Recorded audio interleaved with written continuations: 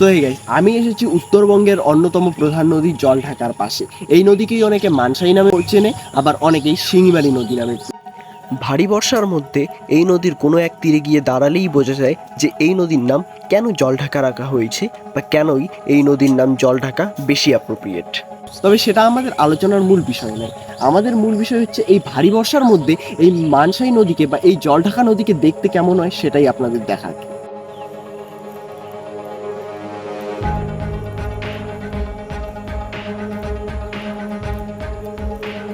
আর আমরা দাঁড়িয়ে রয়েছি বর্তমানে একটি বাঁধের উপর।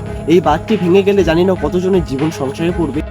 গ্রামবাসীদের সাথে কথা বলে জানা যায় যে সরকার এই বাঁধ সংস্কারের জন্য কোনো রকমের সাহায্য প্রদান করেনি, তাই গ্রামবাসীরাই চাঁদা আদায়ের মাধ্যমে এই বাঁধটিকে সংস্কার করে। তবে আপনারা সামনে যে তীরটি দেখতে পাচ্ছেন, আসলে সেটি কোনো নদীর তীর নয়, সেটি হচ্ছে একটি দ্বীপের অবশিষ্টাংশ।